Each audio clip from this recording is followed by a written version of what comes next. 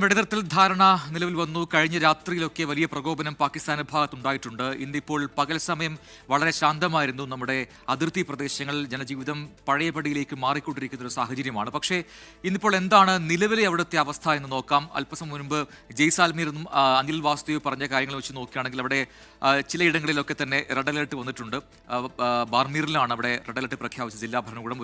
ഒരു ഡ്രോൺ ആക്ടിവിറ്റിയോടെ സംശയിക്കുന്നു എന്നൊക്കെയുള്ള ചില വാർത്തകൾ ഇപ്പോൾ വരുന്നുണ്ട്. മറ്റിടങ്ങളിൽ എന്താണ് സാഹചര്യം എന്നുകൂടി നമുക്ക് നോക്കാം. ആദ്യം ശ്രീനഗറിൽ നിന്ന് ബൽറാം നെടുങ്ങാടി, ഒപ്പം ജമ്മുവിൽ നിന്ന് ശ്രീനാഥ് ചന്ദ്രൻ, ഒപ്പം അമൃത്സറിൽ നിന്ന് വിനീത വി ജി കൂടി നമ്മോടൊപ്പം ചേരുകയാണ്. ആദ്യം ശ്രീനഗറിലേക്ക് പോവാം. ബൽറാം, ശ്രീനഗറിലെ സ്ഥിതി എന്താണ്? നേരത്തെ ബൽറാം അവിടുത്തെ പ്രദേശവാസികളോട് സംസാരിച്ചപ്പോൾ അവരെല്ലാം തന്നെ ഇപ്പോഴത്തെ സാഹചര്യത്തെ സ്വാഗതം ചെയ്യുന്നു. പക്ഷേ എങ്കിൽ പോലും അവർക്ക് ആശങ്കകളുണ്ട് എന്നൊക്കെ പറയുന്നുണ്ട്. അപ്പോൾ ജനജീവിതം പൂർണ്ണമായി പഴയ രീതിയിലേക്ക് എപ്പോൾ വരും? പ്രത്യേകിച്ചും ഈ പഹൽഗാമിലൊക്കെ എന്താണ് നിലവിലെ സ്ഥിതി എന്നറിയാൻ ഒരുപക്ഷെ നമ്മുടെ ജനങ്ങൾക്കെല്ലാം താല്പര്യവുമുണ്ട്.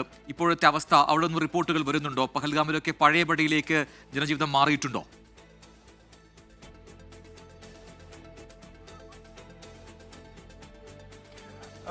പ്രജിൻ, കഴിഞ്ഞ 24 മണിക്കൂറായി ജമ്മു കശ്മീരിൽ അതിർത്തിയിലോ നഗരപ്രദേശങ്ങളിലോ യാതൊരു തരത്തിലുള്ള പ്രശ്നങ്ങളും ഉണ്ടായിട്ടില്ല. കഴിഞ്ഞ ദിവസം ഈ 9:30 അവസാനമായി ഇത്തരത്തിലുള്ള സ്ഫോടന ശബ്ദങ്ങൾ ജമ്മു കശ്മീരിൻ്റെ ശ്രീനഗറിൻ്റെ ആകാശത്ത് നിന്നും കേട്ടത്. പിന്നീട് യാതൊരു തരത്തിലുള്ള പ്രശ്നങ്ങളോ ആശങ്കയ്ക്ക് വക നൽകുന്ന ഒന്നും തന്നെയോ ഇവിടെ എവിടെയും തന്നെ ഉണ്ടായിട്ടില്ല. അതിർത്തിയിലും യാതൊരു തരത്തിലുള്ള വെടിയൊച്ചകളും കേട്ടിട്ടില്ല. പൂർണ്ണമായും ശാന്തമാണ് നിലവിൽ ഇതുവരെയും സ്ഥിതിഗതികൾ ഉള്ളത്. കഴിഞ്ഞ ദിവസം ഇവിടെ നിന്നായിരുന്നു, നമ്മളിപ്പോൾ നിൽക്കുന്ന ഈ പ്രദേശത്ത് നിന്നാണ് നമ്മുടെ ക്യാമറമാൻ ജോഗേഡ് സിംഗ് ഈ ആകാശത്ത് നിന്നും ഡ്രോണുകൾ അടക്കമുള്ളവയുടെ ദൃശ്യങ്ങൾ പകർത്തിയത്. എന്നാൽ ഇന്ന് തീർത്തും ശാന്തമാണ്.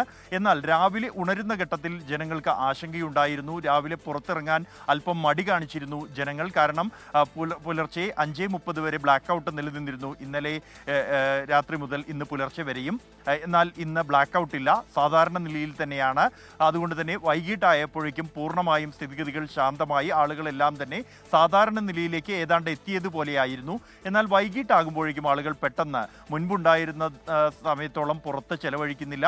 വളരെ പെട്ടെന്ന് ഈ ഒരു സമയമായപ്പോഴേക്കും എല്ലാവരും വീടുകളിലേക്ക് എത്തിയിരിക്കുന്നു. എന്നാൽ തെരുവിളക്കുകളെല്ലാം സാധാരണ നിലയിൽ കത്തുന്നുണ്ട്. ബ്ലാക്ക് ഔട്ടോ അത്തരത്തിലുള്ള യാതൊരു തരത്തിലുള്ള ജാഗ്രതാ മുന്നറിയിപ്പോ ഇതുവരെ നൽകിയിട്ടില്ല. എന്നാൽ നിയന്ത്രണങ്ങൾ ഇപ്പോഴും നിലനിൽക്കുന്നുണ്ട്. മറ്റ് നിയന്ത്രണങ്ങൾ എല്ലാം നിലനിൽക്കുന്നു. വിമാനത്താവളങ്ങൾ പ്രവർത്തിക്കുന്നില്ലാത്ത സാഹചര്യമുണ്ട്. അതുകൊണ്ട് തന്നെ പെഹൽഗാമിൽ ഇപ്പോഴും സാധാരണ നിലയിലേക്ക് എത്തിയിട്ടില്ല. ഭീകരാക്രമണത്തിന് പിന്നാലെ തന്നെ ആ പ്രദേശത്തേക്ക്, ഈ ബൈസരൻ കുന്ന് ഏതാണ്ട് 1 മണിക്കൂറോളം പെഹൽഗാം താഴ്വരയിൽ നിന്നും നടന്നു കയറാനുള്ള സ്ഥലമാണ്. ആ താഴ്വര, ഈ ബൈസരൻ താഴ്വരയിലേക്ക് പോകുന്ന വഴി ഇപ്പോഴും അടച്ചു തന്നെ കിടക്കുകയാണ്. അവിടെ കനത്ത സുരക്ഷാ ക്രമീകരണങ്ങൾ ഒരുക്കിയിട്ടുണ്ട്. പെഹൽഗാമിലും അതൊരു വിനോദസഞ്ചാരികളെ മാത്രം ആശ്രയിച്ച് കഴിയുന്ന ഒരു ടൗൺ ആയതുകൊണ്ട് തന്നെ അവിടെയും ഇപ്പോൾ ഏതാണ്ട് പൂർണ്ണമായും അടഞ്ഞു കിടക്കുകയാണ്. പകൽ 2-3 കടകൾ മാത്രം തുറക്കുന്ന സാഹചര്യമായിരുന്നു ഈ ബൈസരൻ താഴ്വര പൂട്ടിയ ശേഷം പെഹൽഗാമിലേത്. ഇപ്പോഴും അതേ അവസ്ഥ തുടരുകയാണ്. അതുകൊണ്ട് തന്നെ വിനോദസഞ്ചാരികൾ പെഹൽഗാം എന്നല്ല, ഈ സംഘർഷം ആരംഭിച്ച ഘട്ടം മുതൽ എവിടെയും ജമ്മു കശ്മീരിലെ ഒരു വിനോദസഞ്ചാര കേന്ദ്രത്തിലും എത്തുന്നില്ല എന്ന് തന്നെയാണ് നമ്മൾ ഇന്ന് വൈകിട്ടും രാവിലെയും ഈ ദാൽ തടാകത്തിലെ ദൃശ്യങ്ങൾ കണ്ടിരുന്നു. അവിടെ ഉള്ളത് നാട്ടുകാർ മാത്രമാണ്.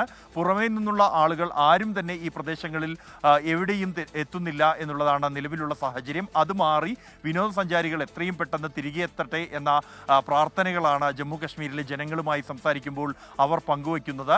വിനോദസഞ്ചാര മേഖലയെ ആശ്രയിച്ച് ജീവിക്കുന്നവരാണ് ബഹുഭൂരിപക്ഷം ജനങ്ങളും. അതുകൊണ്ട് തന്നെ വിനോദസഞ്ചാരികൾ എത്തണം എന്ന ഒരു ആഗ്രഹമാണ് അവർ ഈ സാധാരണ നിലയിലേക്ക് നീങ്ങുമ്പോൾ നമ്മളോട് പങ്കുവയ്ക്കുന്നതും. പ്രജിൻ, ബൽറാം നെടുങ്ങാടിയാണ് ശ്രീനഗറിൽ നിന്നും വിശദാംശങ്ങൾ നൽകിയത്.